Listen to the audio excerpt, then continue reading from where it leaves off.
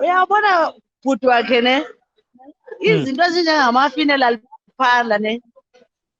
azilungise amabhokisi amaningi ngoba into esazaba khona wowe wakubona ngaphi wona ukuthi kuthiwa umuntu ongumama uyathatha isithembu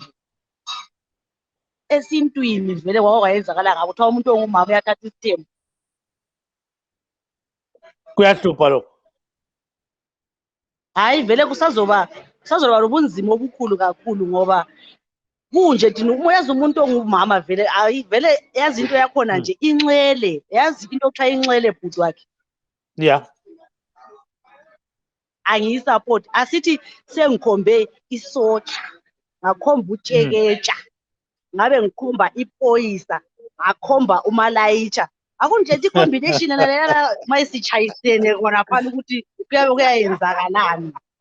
Bayaqhumana bodwa